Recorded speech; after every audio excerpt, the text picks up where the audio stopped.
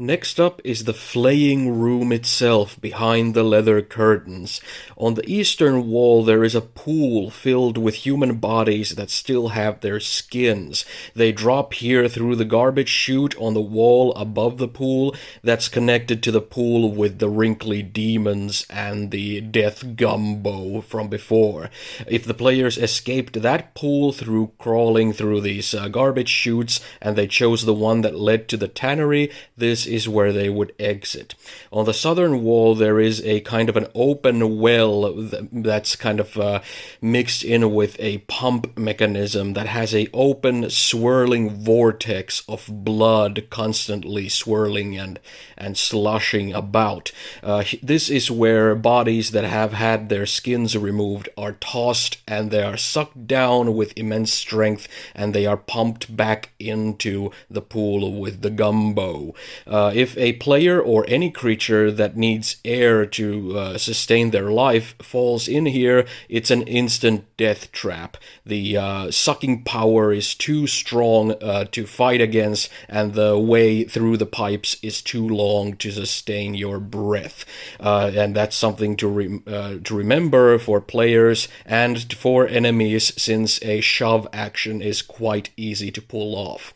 In the middle of the room there is a kind of a giant rack system where a humanoid body can be lifted up upright in a kind of X position where they can be twisted and turned all around, and the mechanism of this apparatus has all sorts of drains and all sorts of straps and the like to hold a body there in stationary condition.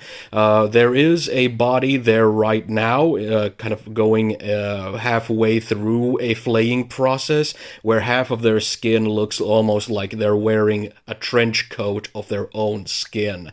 On the left side of the room there are tables, work tables, kind of metal slabs that are covered in all sorts of cutlery and syringes and all sorts of scalpels and the like, and among them is the key to the locked door in the cross-section, the earlier part of the tannery, and there's also a pair of daggers, or rather shears. These black shears are made seemingly out of obsidian, and they are magic items. They need to be used as a pair, but as a pair they work as two daggers of sharpness, meaning that if you roll a 20 when you hit with them, you can roll another d20, and if it's 20 again, you're gonna lop off somebody's limb or other protrusions, depending on what kind of creature we're talking about.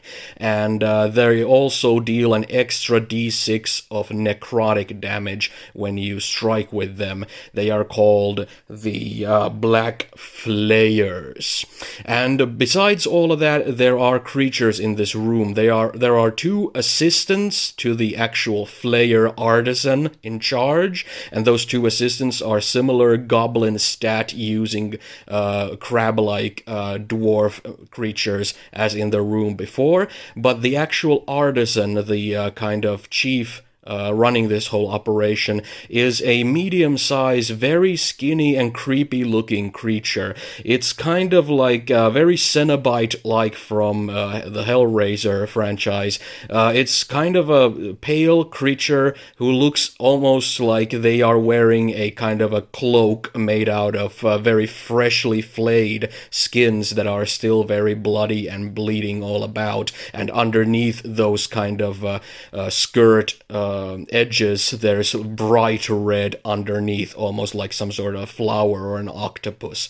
The upper part of its body has very long protruding skinny arms with long fingers, and its face, it's missing its lips, so you can see its rows of teeth, very human-like teeth, and it's also missing its eyelids, and in the place of those are some sort of strange lenses that make its eyeballs look even more pronounced.